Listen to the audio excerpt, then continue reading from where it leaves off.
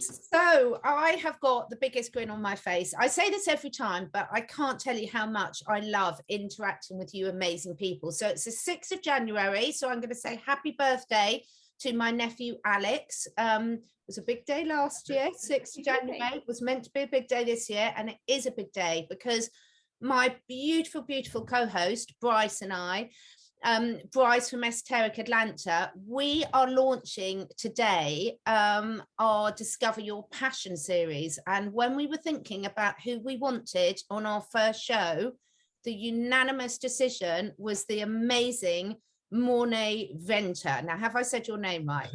Morne is good, and then it's like Fenter. It's very Afrikaans. I'm hopeless with names, absolutely hopeless. Me too. I'm hopeless with names completely as well, so I will not. I mean, on our channel as well, I get all kinds of pronunciations and spellings, but yeah, I love any. It's good enough. I like Morne. Some people call it Morne with an A and a Y at the end, so it's like Morne, and that's how my grandma actually spells my name till this day. Oh wow. Yeah. And Brice has got an exotic name as well. And I notice you get all sorts of spelling of yours. And mine is PATRON, so I might have to make something more exotic up than Catherine. We can change its spelling around. Yeah, my name actually is my mother's maiden name, which is a big thing to do here in the South. And it's actually French. It's actually Brice. But when they came over from France, like a couple hundred, however many years ago, they adapted the English pronunciation, which is Brice. So Brice is the name now, but with the Y, that's the Scottish version, but with the I, it's Brice, which is French. And I always hated my name because when I went to camp, sleepaway camp as a little kid, they would like put you in the boys' side because they thought I was a boy. But then as I got older, I probably wouldn't have minded that. But as a little kid, I thought that was not fair. But yes, we have cool names though. And Catherine, we could make some really interesting spelling for yours, exactly. like what the hip hop artists do. Catherine. Yeah, exactly. Yes, there you go. There you go. So the reason why Brice and I we have loads of chats off camera, and we were just saying we love the fact of all the interesting people that we've met in this journey, including everyone who comments, seeing the amazing people sort of in there. And what we wanted to do moving forward into 2022 is just explore that people's different passions and skills, because we all know that everyone has got a unique gift. And sometimes as we get older, we have that suppressed. You know, the children just, if you ask a young child what they want to be when they grow up, they'll come up with all sorts of things. And there's no judgment in terms of one's better than the other. They're passionate about all of it. But as we grow up, we can have some of this knocked out of us. So we know that when on a daily basis you do something that really brings you joy, everything around you changes.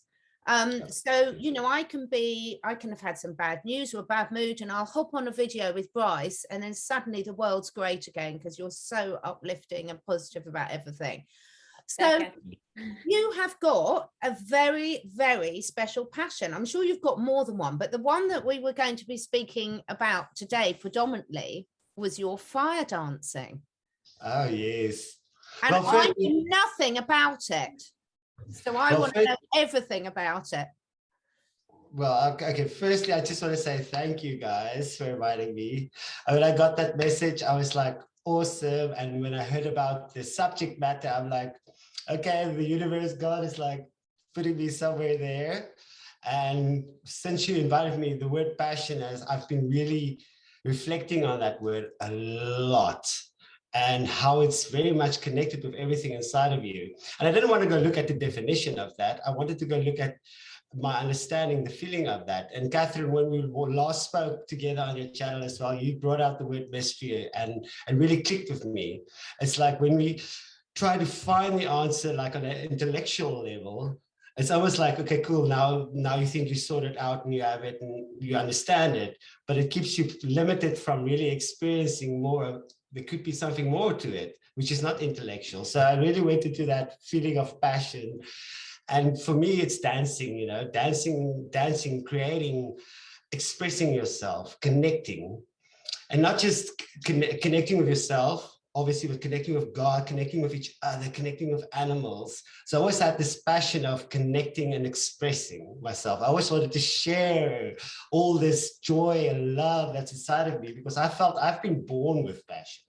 I've always had this passion inside of me, and I just felt I needed to do. That's why God blessed me with a lot of gifts, and because God knew I'm going to have a rough road ahead of me, and I was like, okay, cool, I'm going to give you a lot of gifts and you can play with it. So it's those interests that you find inspirations from. So this could be drawing. I love drawing, singing, dancing, animals, nature. I always felt like the little outsider boy in my life. So I always went into nature. I always brought animals home, lots of animals. My parents hated it. My parents like, not one more animal. Okay, I won't.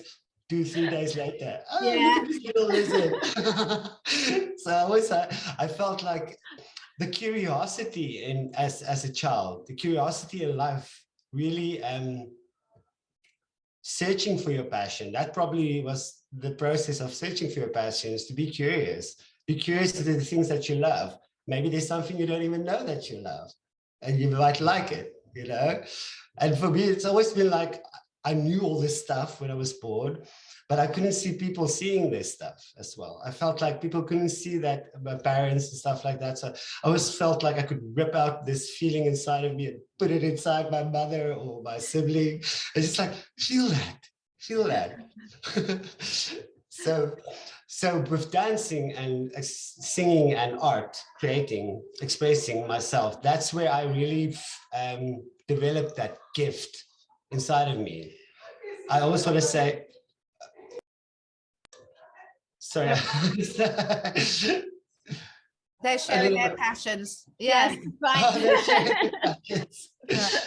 So I would, for me, that would be to go connect with God, with myself, and just sitting and drawing. That you go into that space where you just connect, not necessarily consciously with God, maybe, or with Source, but you go into that space and you dance and you move. You're just in connection with yourself. You're like completely in this alignment. Suddenly you don't think about things. Suddenly it's just, you're in this space of connection. That's the only words I can find for it. And then if you had a feeling you were frustrated at school, or you were frustrated that your mother is not hearing you, or your father is not calling, whatever the reason be, then you just express it. Either you sing a song, or I dance in my room and I'll do all kinds of moves. And that's the way that got me through it. So that dancing and singing and creating got me through a lot of things in life. And I think with everybody in this world, I mean, if we didn't have like things we loved as kids, luckily as kids, we were connected with the things we love. Some more than others, but those moments that you actually do it, then you overcome difficulties and you connect again and you go back and you find that passion. But I think passion without purpose is a purpose, and passion kind of goes head to head. Yeah. So you have to feel like what you're doing has a little purpose. For me, it was to inspire people. For me, it was also, so inspire people or wanting attention as a little kid. Once I did it for attention, the passion went away. I lost it. And once I did it to inspire, it fueled. Yeah, that's a really good point, Morne, in terms of when we do something for anyone other than ourselves like that, do you think it loses some of its authenticity, or brings in the vulnerability of caring what other people think? Yeah, I would say that, but not necessarily because you want to do it for somebody else. It's the integrity behind it. Yeah. Is it because you want acknowledgement or attention, or do you want that person to be inspired and uplifted? So when you do it from a place, I want to really inspire these people right now. So I want to put up a nice show or something like that. That's beautiful, because then you see those people ignite. Because art, really, art inspires people, ignites the passion in people. If people see somebody sing on stage or dance this beautiful dance, that sparks something inside of them. That divine spark of God activates within them, and they really like start feeling stuff. Yes. As an artist, you can actually just ignite that spark yourself. But for most people that live a mundane life, it's almost like their addiction sometimes, you know. That's why they like to get, that's why they get hooked with like modern, like Beyonce and stuff like that, because they ignite sparks, but it's not the spark you want to get ignited within you, because they will just invert that spark. But I mean, that's what art brings out of people. But if you do it in a way for attention and stuff like that, you lose passion. It doesn't make sense. I can remember when I started going into the corporate world, I was always like, I always told my parents, I don't give a hell. I'm going to do what I love and make money. I'm not going to do something that you think I should do or do. And eventually I did, and I studied animation. But anyways, in the corporate world, working for doing stuff that's not in your integrity, like making an advert for a hunting farm, a trophy hunting farm, you know. Not in the world will I do that. And I stood my ground, and actually I got away with it. The only person that got away with, I don't want to do certain things, but I used my gifts not in a purposeful way anymore. And in that sense, my passion went away. It went completely away. So it's not necessarily doing what you love all the time. It has to have purpose. You have to have it has to have purpose, either way, to inspire and connect, so that you can connect with source. Like you just dance because that's what's beautiful for you, or you dance to inspire and make it whatever. But if it goes to a place where you feel like you have to do it for some other company who doesn't respect this, or you have to do it just for money, or then you lose that gift, that love that you have for something, just it's almost like that passion in your soul that God gives you when you have to like swallow your integrity and use it to make money. It's almost like selling your soul, pieces of your soul a little bit. And I think you're right. I think that people start getting burnt out. All of a sudden that ignition is that fire is gone. But it's interesting. You were saying that about connecting with God, and even the Yoga Sutras talk about like in the Om being the name of God, because it's a vibration. You know, we call God, but God, there's a beginning and an end, but God has no, but it's that vibration. When you say the Om, you feel it. And so when you're in that flow of igniting that God-given passion or talent, whatever it may be, you're actually living that vibration. And it's like you talk about performing, and it's like, you know, with some people, they perform for their ego, to be praised, but others perform to share. Share. They don't see themselves as better than, they're trying to share with humans. And I think that's a huge difference too, is that, you know, when you do start to compromise the passion, and it does become more of a stepping stone of ego praise versus celebrating the vibration of God. Yeah, you say it so beautifully. It's that sharing. That's that sharing. It's that connecting, wanting to give. I can remember when I was a little boy, I was like, I don't know how young I was, but I can remember my parents were fighting in the house. It's probably before 7, 6, around there. And it only took me many years, I must say, since I met Chantal as well. Chantal really helped me to really go deep in this stuff. It took me like many years to just go back deep, digging, trying to see everything, and finding all my treasures inside that I could really remember beyond that point of 7. Because I believe as a kid, you came in here all knowing. You knew, you were so aware.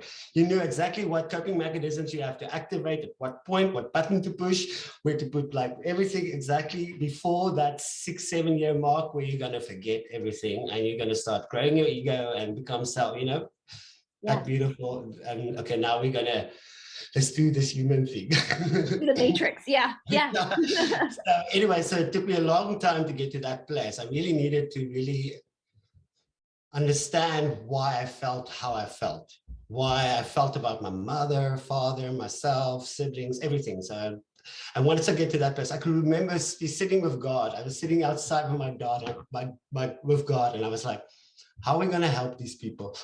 Talking to my family. How are we going to help these people?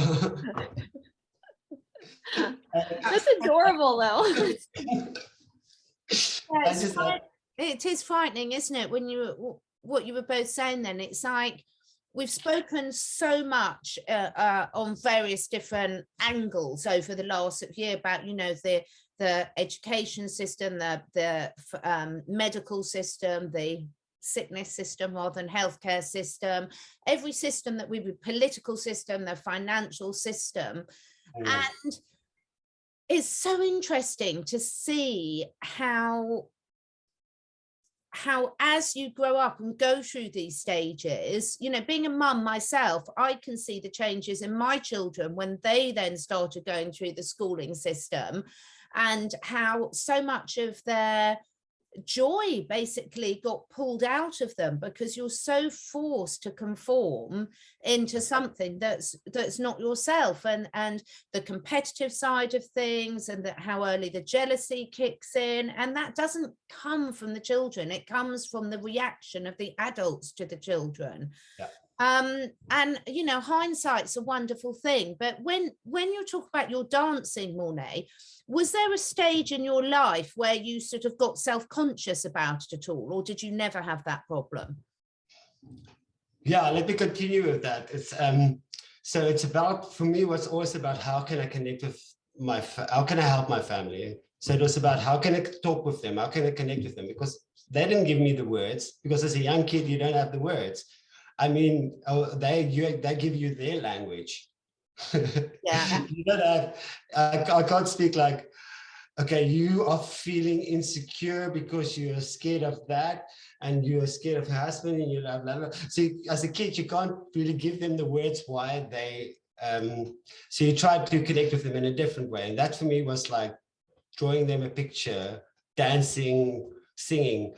And I've never felt insecure as a kid. Never, never, never. My older brother hated me because I could sing on that mic and the whole neighborhood will hear, Morne, see you again in the neighborhood. I was like, before my throat broke, so I was singing Celine Dion. Very loud. So you never get that. I luckily was very stubborn. I was stubborn. I was so stubborn. And I was so, because I knew what I had in God, in source inside of me, I have not one moment doubted my gifts or thought it's less than that or anything. And that's where actually I get very competitive in that level as well. So I always try to push myself more. But you always, I mean, self-consciousness is always a thing that comes in now and again. I mean, you're always going to have self-consciousness, and then it always blocks you a little bit. But luckily, I don't think I always like, I just push through. I did it. It's like, once I do it, it's almost like I'm not me. It's like when I was a little boy, drawing pictures for people in the class, and I draw it for all the girls' pictures, anybody who has a request pictures. It's always never felt like it was me. If somebody says you're drawing a beautiful picture right now, it didn't feel like, I felt like very like, okay, fine, how do I handle this? Because it never felt like I was drawing this stuff. It was like there was something out of me, God. I felt like it was God drawing, you know, if I can explain it in that way. I always felt like I'm just moving my hand. I'm just moving my body. It's not something that I didn't have to work hard for this stuff. I didn't really have to work hard for this stuff. I really was blessed. And again, I say it because I had a lot of stuff. I had 7 planets in retrograde when I was born.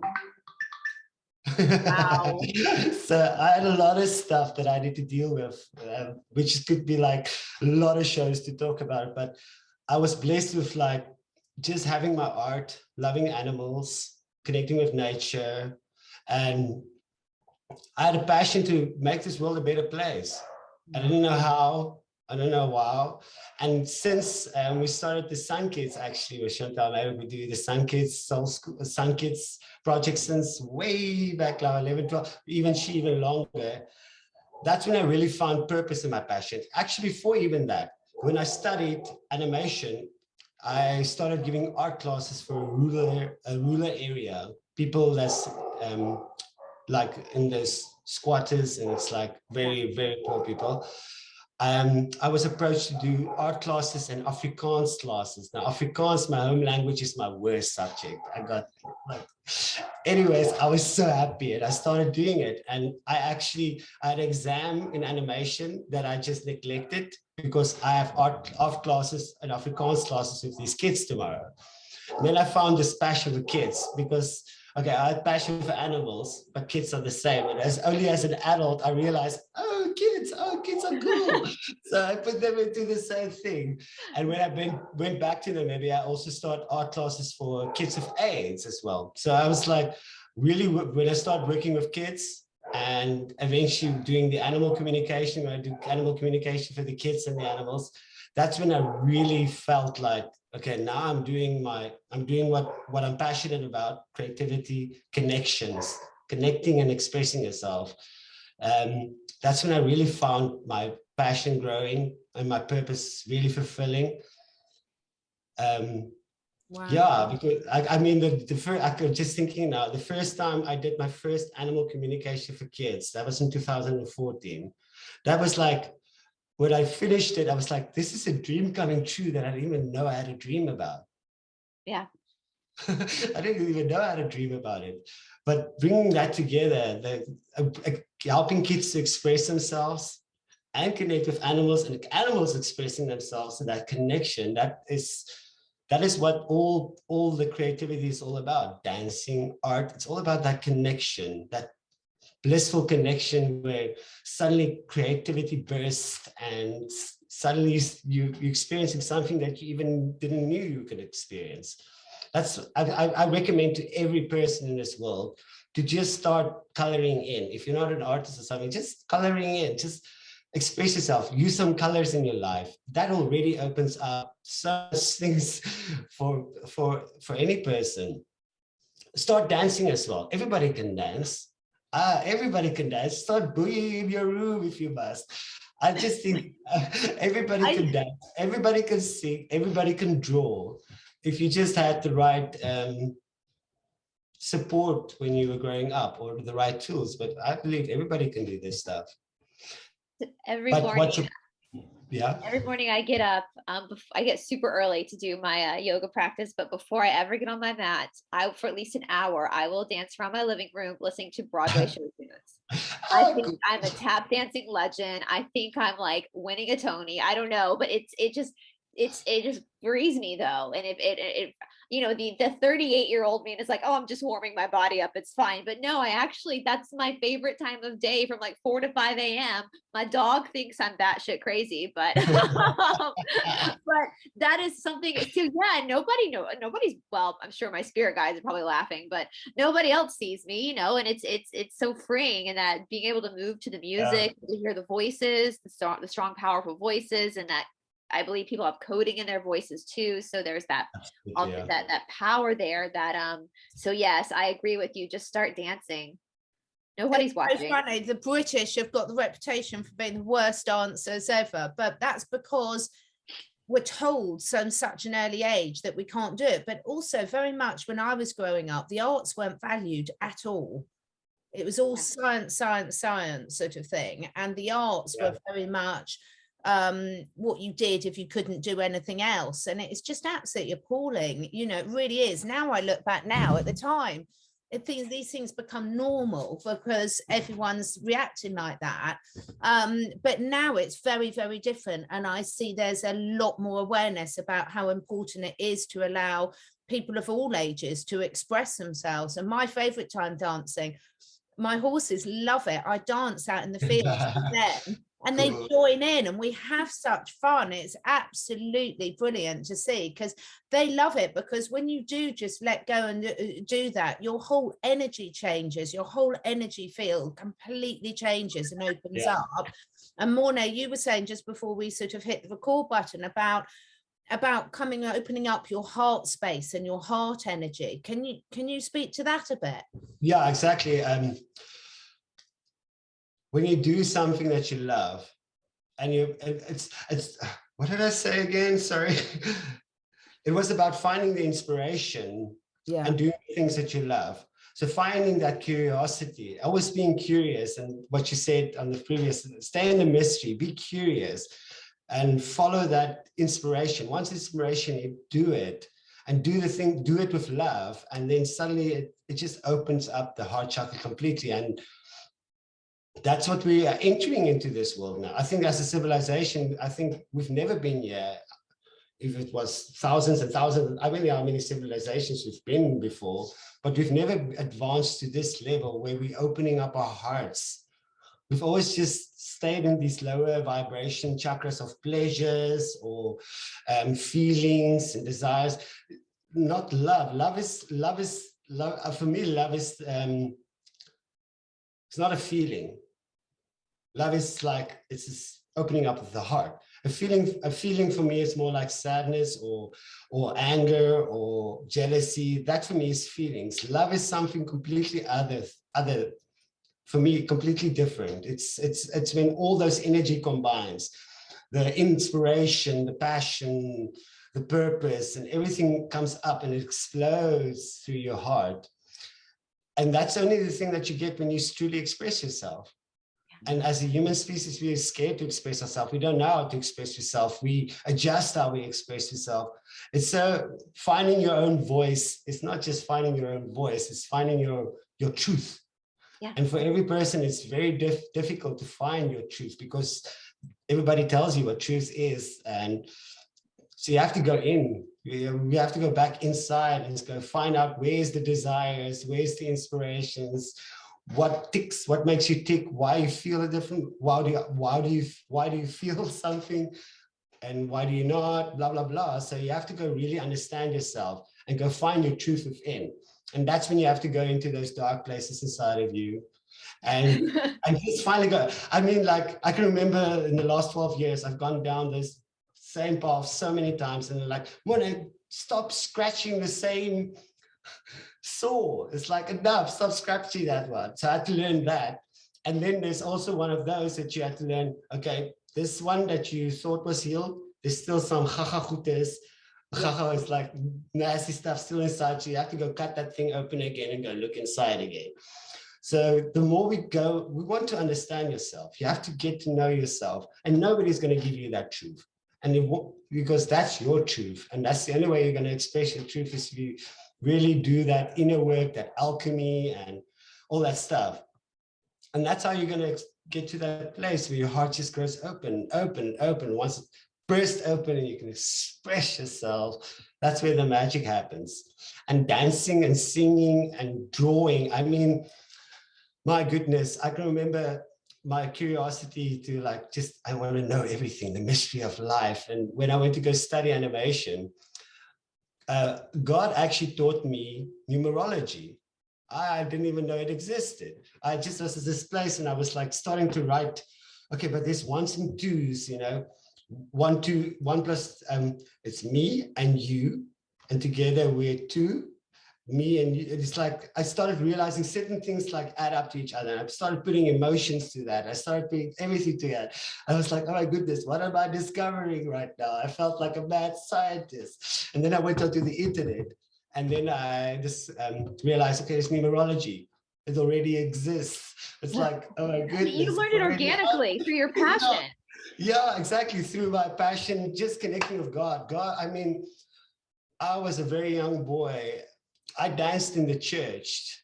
That's actually, I made old men cry. And I always had this, I was always connected with God. It's like, I never lost that connection. Instead, I was like, okay, I will do this. I will do this. You stay on the side. I had moments of rebellion. Let's say that. But I never felt like disconnected from God in my life. Disconnected from myself, yes. Lost my passion a few times, yes. Cried out for God, like, okay, now I need your help. But I always felt like, okay, I need to do this myself as well, you know. I can't always have your help at my back. I need to do this myself. Like sorry, carry on. I think most people do that. Yeah, most people do. Now, you've just hit on something really important that I think is a lot of people watching this will be feeling. You said a few times you lost your passion or lost your connection for your passion. So what have you learned through your journey about where people, so if you've got people watching this that sort of feel, God, I just don't know what my passion is anymore, it's been so disconnected for so long, what advice can you give to people to actually start finding and exploring this again? Well, go look back again at the things that you used to love. Definitely go find the love again. Love guides us. Love is like the light that we need. So go find, even if it's little things, go find those little things that you love and then feed that flame. Passion needs to be fueled. It's not just something you just have to go do it. So it's not just finding the things, you have to do it then. So even if it's just coloring in, like I said, just start coloring in, because passion, you have to connect with yourself back again. So go back to yourself, and coloring in helps, because when you're in that space of coloring in, you're just sitting with yourself and you're just feeling with colors. Colors are the rainbows, the white light of God split into its beauty. So go play with God's light, go sit in coloring in. I mean, that's one thing. But anything that you might think, maybe you enjoyed horses, then go to a horse ranch and go experience horses again. Just go back to a place where you start feeling that love, and allow God, allow the feeling to arise, and just remember what you're passionate about. Because everybody, it's not like you forgot it. It's just you've not connected with it in a long time. And through love and your intention to connect back to it, I think that will just give you that moment. So go find that moment where you can just feel the love that something that you've done, a place that you visit, a thing that you've done. But I think just go find the spark of love somewhere. Watch an old movie, see an old performance. I don't know. It's like whatever you feel guided to it. But I think if you put your mind onto it, if your intention is to go find it, that is the first step. Just make the decision, I want to find my passion again. Once you make that decision, I believe everything starts falling into place. Then just be open to whatever it is. And stay in the mystery, Catherine. Stay in the mystery. It might be something new. In the mystery. It might be something new. Might be telling you to do something new. This whole thing, this whole time, I used to love to write. A long time as an adult, I'd write. As a kid, we would have to write these stories, and I won some awards as a kid. And as you were talking about that, I was thinking about how many children have these like wild imaginations that adults try to squash. And instead of squashing, if you had a wild imagination as a child, who knows, start writing again, start creating those stories. You could be the next great American novel. I mean, how many of us have read novels that are fiction, but that changed our life? Because underneath that imagination is an actual story there. And we're talking, I was just, as you were talking that, I was thinking about all the kids I know who have had just these wild imaginations, and they know their imaginations are imaginations. They're not confused over what is reality and what is playtime.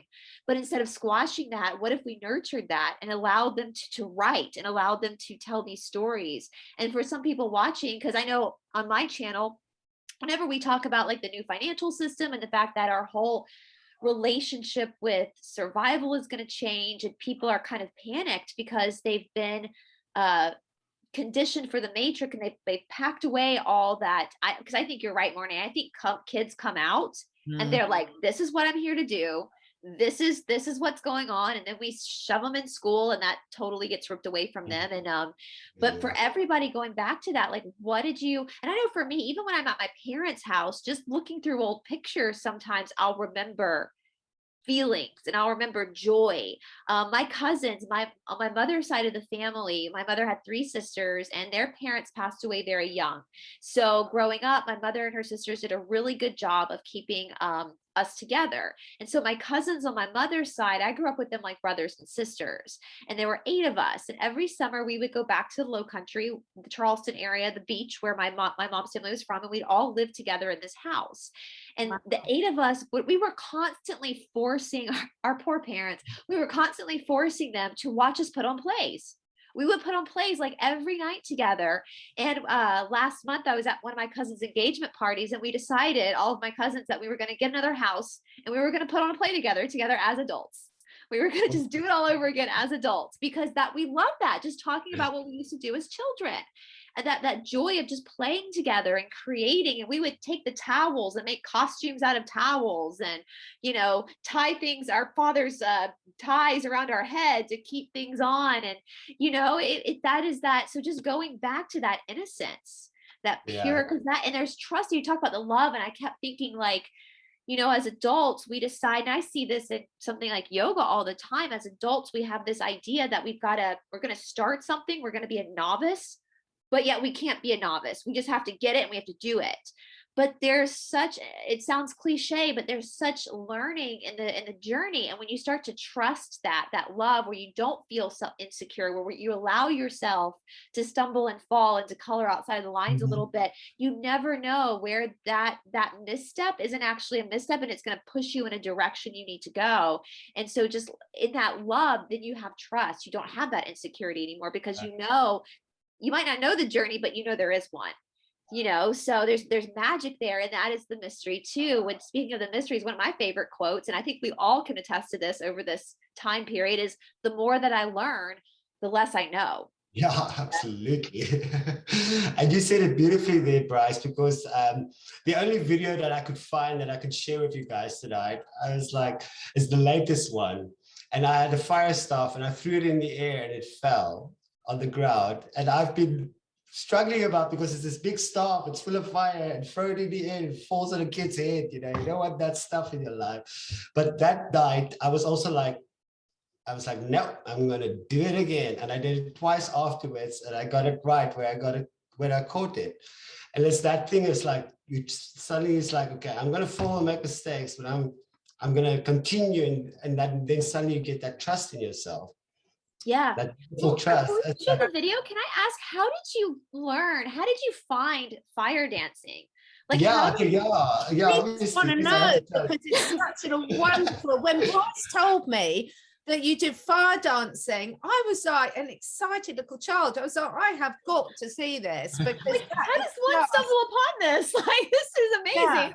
Wow, I must say, it's super amazing. I met a friend. Her name is Zelda Lawrence, and she's got her own company, Evolve Fire Spinning and Performances. She's this amazing chick, and she's like, she can grow to 80 or 90 and she'll still be this young little, and she's just this amazing girl. And we actually met through Chantel as well, because they work together as well. She did her bookings and stuff. And she was just like, one day I was like, oh, awesome, this is fun. And she's like, okay, cool, can I book you for spots? I'm like, yeah, let's do this. And so I didn't really have any real training for it. It just really came naturally. Like I said, I didn't have to learn hard for anything artistic and everything. When I do it, it just happens. Like even yoga. I don't do daily yoga, but when Chantel comes here, I'll do like normal little stretch yogas, but when Chantel comes here and do a powerhouse yoga, I can do all those moves where other people like suffer. So it's just, I'm very lucky. God blessed me. But you have that trust. I think that's that trust you have. You fall into that center of trust. I think God had a fail safe with me with certain things. It's like, Morne has enough to deal with in this level. Let's just, you can have this side. But anyways, but once I met her, and I did my first show on my 30th birthday, exactly on my 30th birthday, in the rural area of the big city. Like, it was amazing. I was with my parents. I was like, okay, I have to go. I'm going to do fire spinning, and it just worked. It just flowed, and that flames. It's so amazing. It's not like when you're dancing on yourself, and suddenly when you're dancing with the flames, it just, everybody disappears around you. I so want to do this. I so want to do this. It's amazing when the flames goes around you. You start feeling your outer body. It's like you have such respect for that flame. So it's passionate. It's like, it's this fire. You can feel the fire burning inside of you whilst you're playing with that fire. You completely lose yourself. It's like, it's something I can't even really express. It's like the first time when I did my first animation. So all my life I'm drawing beautiful pictures and stuff, and then seeing your first character talking and having feelings. You know, it's like, wow, now my picture is actually living and breathing, it's talking. Well, the same with that, with the dancing and starting to dance with fire. Because I did jazz, I did modern freestyle, I did my on the stage, dancing in the spotlight stuff, you know, theaters, stuff like that. But when I started playing with fire, it was just completely, and it's one of those two catch scenarios. I'm enjoying it for myself and people around me are igniting. So I don't even have to think about inspiring them with my movements or like whatever. I just connect with the flame and they just get ignited. So dancing with fire, it's beautiful. And there's actually one picture I want to show as well, when I was dancing with fire in the rain with a fire. Oh, wow. I'm going to break into the Adele song now, but you don't hear that. So, the other day, just before you show us the video, I can't wait to see it. So I messaged Brice the other evening because all my family were out. And so I had glass of wine, I put all my songs on and I was dancing in our big lounge to things. And I was really just to Adele, and I give set fire to the rain and everything. And then I messaged Brice. I thought if anyone could see me now, but the cats enjoyed it. I love it. Quite amused. Yeah. So can you share a video with us then? Can you show us one? Because I want to do this. Yes, definitely. I mean, it's super badass too, Morne. The fact that you do like you spin this fire, like that is really, I mean, talk about impressive, because I can only imagine having to work your energy with another innate natural energy that is so powerful, you know, to have that respect for that nature and then to talk about respect with it. Talk about respect. Can you see? Is it on? Yes, it's just the picture's up. Yeah. So so this is the one with where I was playing with the fire sword in the rain. And it was almost like feeling like I'm cutting through sorrows, cutting through regrets, cutting through, you know, like with the fire, cutting through emotions. To me, that transforming them, turning them into like, that night, I can't even tell you what the experience was with dancing in the rain. That's also with the sword. That makes me emotional. It really makes me emotional as well, Brice. It's like, to me, that is like the visual representation of, we talk about the divine matrix, the, you know, the connection and everything. And this to me, it's like, you can see the invisible energy. You've now brought that to light of this connection that binds everything. That is just stunning. Absolutely. It's like dancing with the elements. It's starting to really, you start respecting. Once I started dancing with fire, I started really thinking about the elements. And because I was at that stage very much connected with my spiritual self, so I was very much aware of fire being aware of where the fire, water. Sorry, guys. That's okay.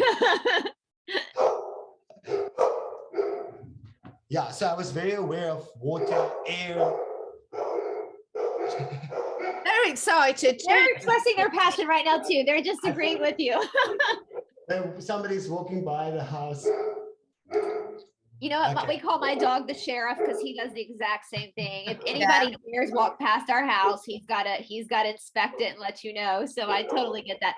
You know, talking about the spirituality though, do you feel like it looks like it almost looks ritualistic in a very positive way? Like, do you feel when you're doing these quote unquote performances, like you're actually doing a prayer? You're actually in the process. Do you feel like it changes the vibration of the area where you are or the people around you, and that sort of like majesty of the magic of spiritual ritual practice?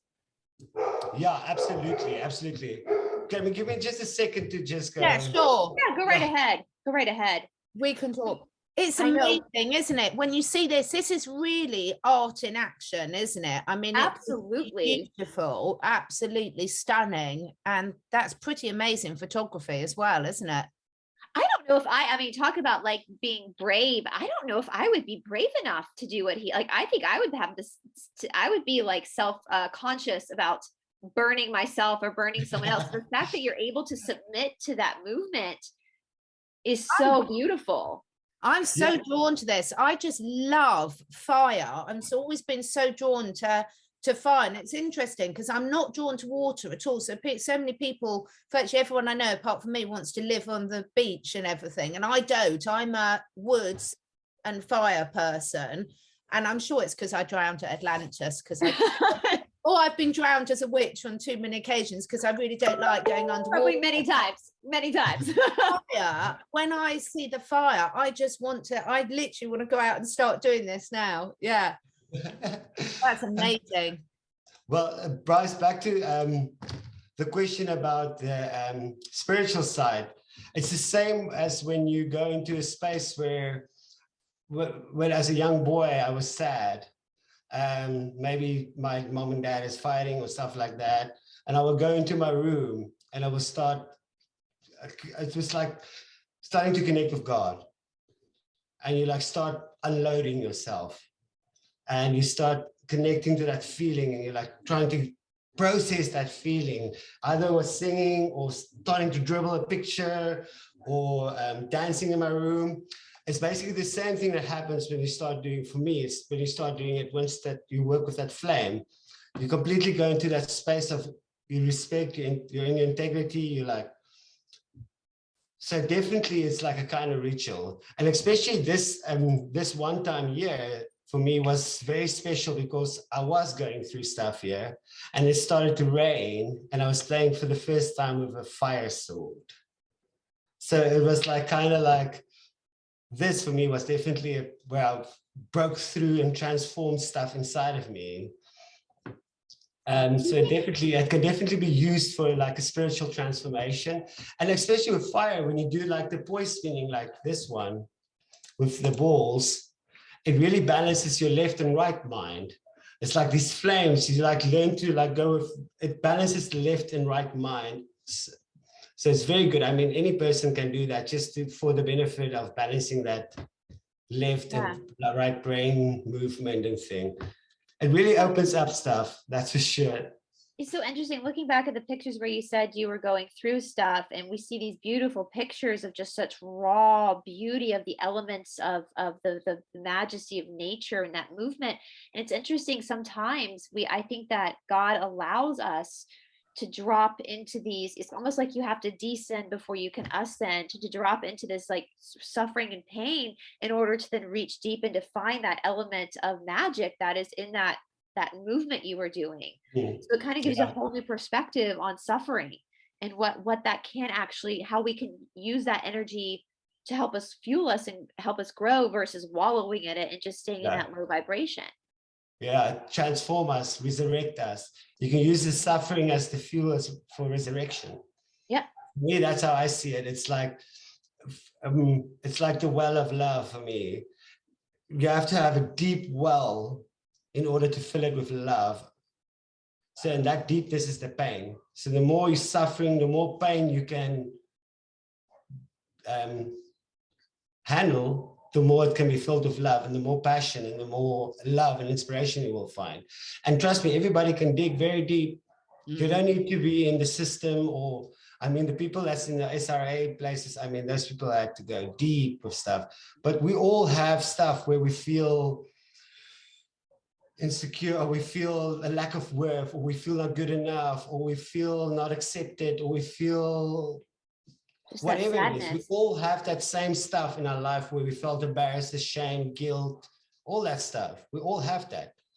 It's not going to go away. And it's not going to help by just doing like, okay, it's fine, I'll do better tomorrow. It's just going to build up more layers and more layers. And it's been doing that since we were small. First embarrassment we have, the first shame we had. But once you get to a place, I think, past your teens into your 20s, then we have this opportunity where we can start to go and decide, how do we want this foundation to be? What feelings do I want to carry with me to my 30s and stuff like that? And it could be it's a great source of inspiration and creativity. I mean, I think most of the great artists in this world all got their inspiration from the most tragic things in their life. I mean, that's why we still study Shakespeare, whoever Shakespeare was. That's a topic for another day. But all the stories of Shakespeare, yeah, it's the conspiracies around that.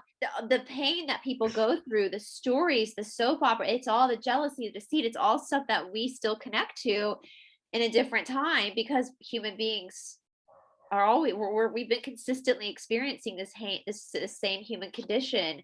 And how beautiful is that we can actually, you know, if we look at the bad guys in our world right now, they don't want us to transform that. They don't want us to be able to find that alchemy. I love how you said that alchemy of taking that yuck and using it to make something beautiful that actually heals you. You know, that's beautiful alchemy. Yeah. That is our goal. Like Chantal likes to say, it's our gold. All that stuff is our gold. The stuff that we like to avoid, the stuff we don't want to deal with, the stuff they like to build on and keep us away from is our goal. Embracing our fears, embracing our guilts, embracing our shames, embracing all that stuff and finding the truth. And that's what I spoke earlier about finding that truth to express yourself. That was my journey with everything like that, with all of this. I was trying to express myself. I didn't feel like people could understand myself. So firstly, I had to find a safe space where I can express myself with my connection with God, even though it wasn't always conscious, you know, but as I know now, that's what I was doing back then. I had to have the space where I could go in my room and dance, sing, create, and that made me feel connected and understood, and I could feel expressed. And that was my fuel to go out there. And that's what I used. I used the gifts that I had. I took it out there and tried to connect with the world as, you know, growing up. Now, this is what I know how to do. So I'm going to use this to, maybe this will help me to connect with, you know, my father or whatever you want to do. But I think one of the reasons why I've always been so drawn to cats, you touched on earlier, Morne. Oh, what's happened? Oh, I froze then. Something happened then. Yeah, you touched on earlier about maintaining this curiosity. And I'm pretty obsessed with cats, always have. I can remember when as a child, we managed to get our first cat in the house. And my parents moved house specially so that they could live somewhere as safe as possible for a cat, because we all know cats wander wherever they want to, and we wanted to be as far away from roads as possible. And I've got 5 cats at the moment. They're all absolutely amazing, but their curiosity, they say curiosity killed the cat, but their beautiful curiosity every minute of every day, of where they're exploring everything around them and taking such joy in that. And when you watch a cat exploring something, they're so in the present moment. Yeah, absolutely. You can't distract them because they're so focused, and they're in their own little world, and everything's exciting to them and everything's fun. And when you look at, say, children nowadays, where there's this constant stimulation all the time, and you were touching earlier, Brice, about what beautiful imagination children has got. Well, animals don't need a lot of toys to play with things. They will completely create their own fun and excitement and entertainment, and so will young children if you allow them to. But now we're filling their lives with electronics and phones. I was mentioning to someone the other day that, you know, you go around the supermarket and there's children of 2 that are playing on mobile phones because they can't even go around. And a supermarket for a young child, it's like colors everywhere and shapes and sounds. It should be a really stimulating place. But I think getting back to this curiosity, being curious about everything, that I think everyone who watches any of our work, they're curious. Those are the people who haven't lost their curiosity, because if they had, they wouldn't be watching us. But it's so important. And when you maintain that curiosity, you can find joy, excitement, passion in almost anything, can't you? Yeah. And it's also about exploring that curiosity, not just leaving it. I think it's, and yeah, like cats, I've also got 5. Curiosity does kill the cat in that sense, because sometimes you can be curious about the wrong things. Yes. You know, you can be like, no. So it's all back to intentions. It's about finding that intention. So that's what I said in the beginning. If your intention, if your decision is to find passion, then you'll find it. But if your decision is to find passion because I want to mean something, or I want to prove something, or want to be something other than what you're not, then you're not going to find it. You're going to lose it. So if your curiosity can lead you to like astray, but it can, so you have to, everything can be used for the good and the bad. Obviously, that's what these people have done with us. And you can, your passion, you could be passionate about something, or you could be passionate about being right. And then suddenly that passion starts becoming this fire of destruction instead of this fire of inspiration. Yeah. So in the same way with curiosity, it's, you can either be curious about just, you know, not, but you have to go take action. You have to go explore the ones that you have to go find the love. And if your intentions are not aligned, then you're going to be like the curious cat that the eagle just caught because it was chasing a bunny or something like that. Oh, I sometimes my nerves when I see my cats. It's like something when you have cats, you really learn to trust and let go. You just have to trust that cat will go out, just like our parents probably with teenagers. Yeah. that kid will come back and it will still have all its arms and legs. And it's terrifying. The difference in personalities. My husband, who I've spoken about a lot, he's so laid back, his correspondent. So curled up here on the side here, I've got Idris and Pumpkin, two of my cats, and then Fluffy Duffy over by the fire.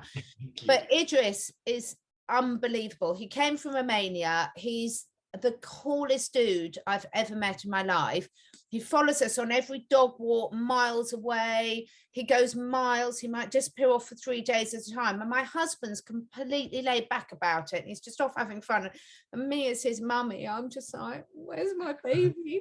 And thank God for the animal communication. But you are so right, Morne. It's that, you know, trusting, but I wouldn't have it any other way, because when I work with clients and they've got house cats, it's just so tragic. It's just so, because of all the animals you've got, cats just need to move, stretch, explore, be. But as a cat mum or dad, it can be horrifying at times. So.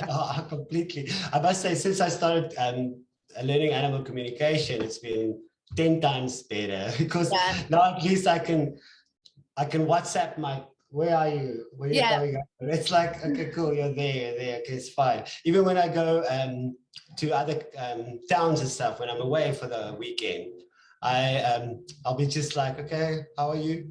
Actually, they will contact me. Cats don't, they'll contact you if they really need something. I can remember this one time my cat contacted me and she's like, I haven't had my treats yet. I'm like, okay, cool. I called the person that was looking at my house. I'm like, okay, Mama, she's saying she hasn't had a treat yet. He's like, oh, I forgot. And he went to the kitchen and Mama was sitting exactly there where the treats should be. Yeah. So the animal communication helps. And I also had this experience where I lost one of my beautiful black boys. I searched for him for 3 months and I was like everywhere. And usually I find people's animals very quickly, but it was just so hard because he was like moving and moving. And eventually dogs got him, you know, dogs finally got to him. And if it wasn't for animal communication, I wouldn't have had that closure, you know. I wouldn't have known that some old lady is holding him in his house or blah, blah, blah. So I really think, and that's part of the heart chakra thing, the heart opening thing, where we're going as a civilization now, the 5D, people would call it the 5th dimension, is where we can actually start to talk to the animals, to nature spirits and all. It's where we can actually, that's where we have that connection. And through passion and creativity and connecting with what you love and just fueling those places inside of us, we get to this place where it opens up.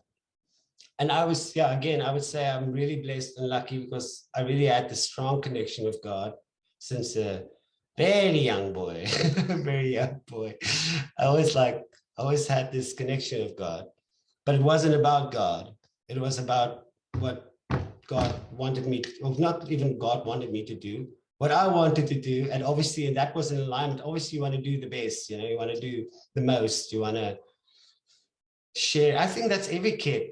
I mean, every kid wants to do whatever it's fun at its best and share with my friends and don't see my body being hurt. I mean, that's part of everybody. I think it's not a superhero thing. That's a hero god complex thing. It's a real authentic thing. Human beings care about each other and want each other to see each other happy.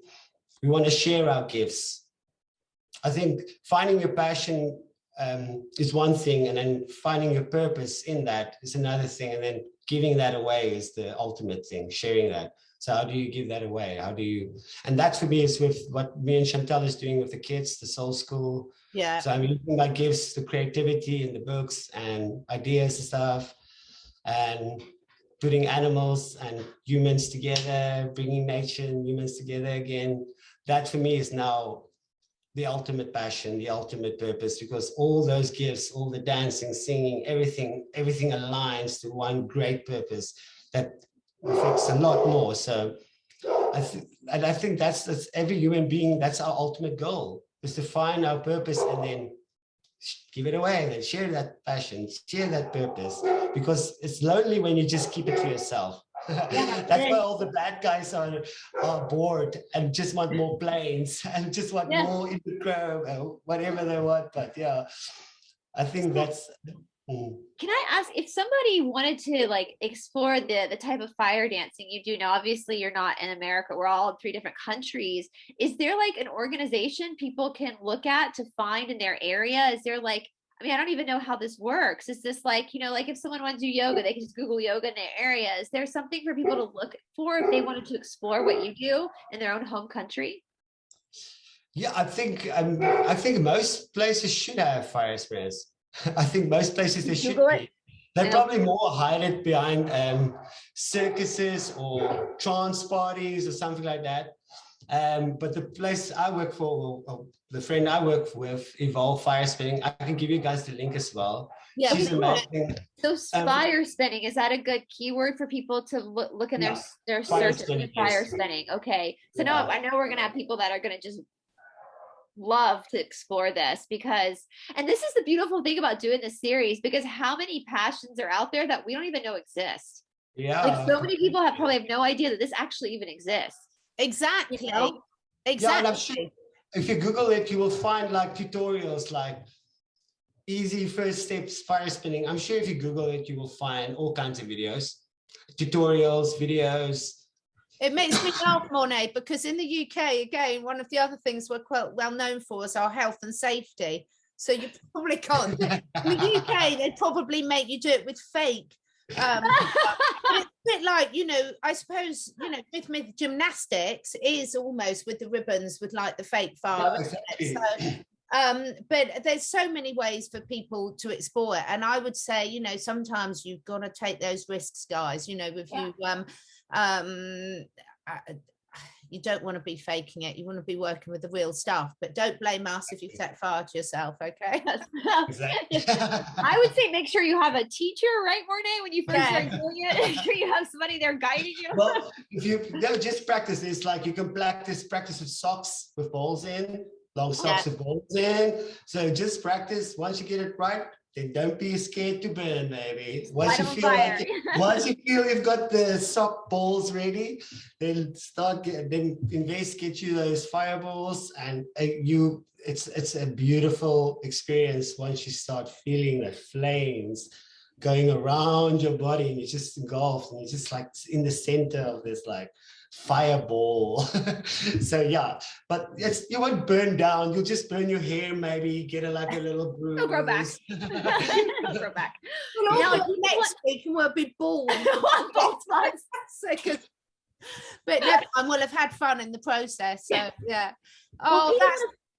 If people want to follow your work, Morne, can we put your social media links down below to follow your journey and see your performances? I know we're all in different countries, but to kind of keep up with you and use you as inspiration, as a muse for people who want to. Sure, yeah, definitely. I'll give you my links. Yeah, I'll send you my links. Yeah. Brilliant. Perfect. Yeah, Perfect. definitely. Oh, Yeah. but do you know that I could literally keep talking to you two all night. Yeah, I definitely. That has exceeded any expectations I had in terms of that discussion. And I think we can be 100% sure you are one passionate person. So what a perfect way to start off our series. And I know we'll be asking you back as well, because I've got a list of so many things I want to speak to you about.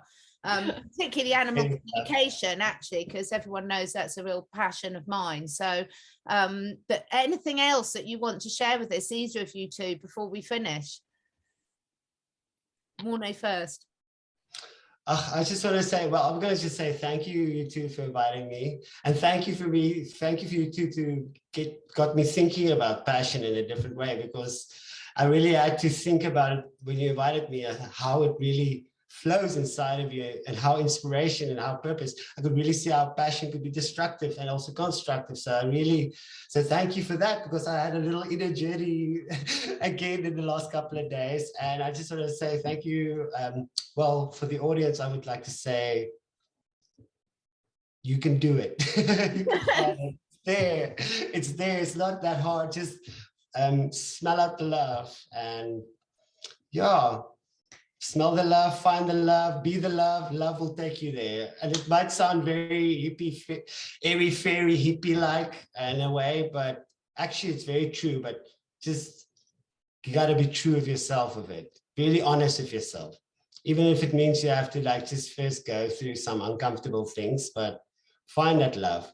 Don't ever let anything stop you from finding that love inside of you, and go dig so deep into that place if you have to. But yeah, anyways, I'm going to stop there. You've got the love, just go find it, and the passion will arise. And well, thank I'm you. going to say, one day when all this is over and we're in that new earth, I hope that you're able to tour around at Morne and go all over the world and show people live the power of your passion, because I've gotten to know you through Aquarius Rising Africa, and you're just such a genuinely authentic, such a bright light anyway. And it's just such an honor to be in both of your presence, like to be on this journey with both of you. So thank you for coming on today. Thank you, Brice. From one bright light to another. Exactly. And I thank you so much, anyone who's watching this. Brice and I have had the most amazing response for people wanting to share their passions. I'm really sorry I haven't got back to any of you yet. We have both been, after Christmas, so snowed up. I'm so behind with my emails. So please know we're not ignoring any of you. And if it takes us a couple of weeks to get back to you, we will do. So we appreciate each and every one of you who sort of volunteered to come on and share your passions, because we can't wait to hear about all of them. So until next week, thank you from all of us. Thank you so much, Morne. And we will be back soon. Let us know how you enjoyed this, folks. Thank you. Bye. Bye.